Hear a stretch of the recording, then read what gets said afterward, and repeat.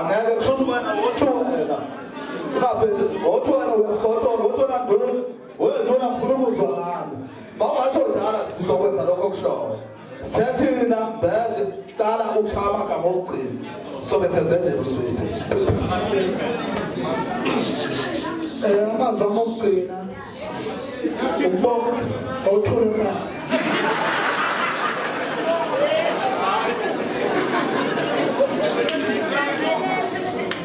amazwi ami okugcina ukubonga ithuba kubantu esibafice eGoli abangobaba nobhuti abazivikele ikhona esikwenzayo okubi nokuhle ukubonga ithuba ngokuhlanganisa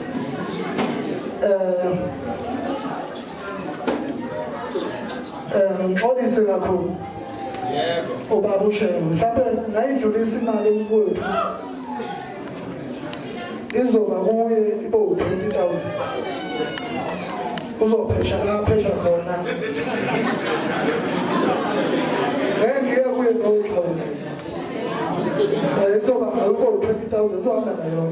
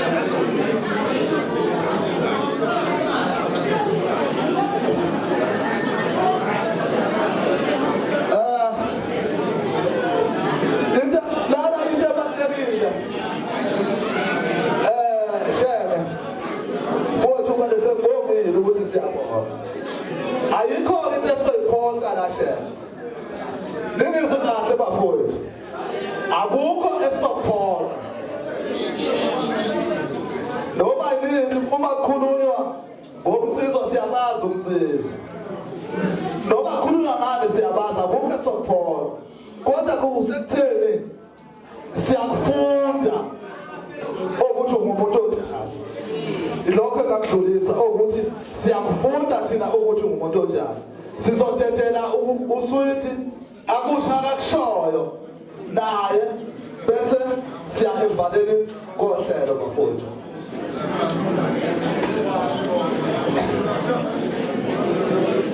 ngiyabonga ukuholi awuthi ngora ngemanzi cha bawuyazi ngithi mina siyabonga kakhulu esikwenza lokho akushaya kodwa uma kuya ngokuthi ubaba besinikeza iguqa uma ukuthi ubaba besinikeza iguqa ngokuthi sidlule lapho eXhawulakeni sisho akuzange kusenze ukuthi iguqa sihambe nalo ngoba ukubeke kwanza ukuthi ngabe singaxhawulana kuzomela ukuthi ngeke size sixhaphaze sithathe iguqa elivela kuyena kodwa lento ibukeka ngathi nami bengifisa ukuthola lolo xolo lolo olupinki ngoba ngiyabona ukuthi lolo mhlophe loshingazo lolu akusilo ukuxolo ngiyabuka nje bengathi mina kuba kushaya mhlawumbe ngisaceda alihoxe ziguqa ngoba uma sengilithatha engedwa kusho ukuthi ngithathela ubaba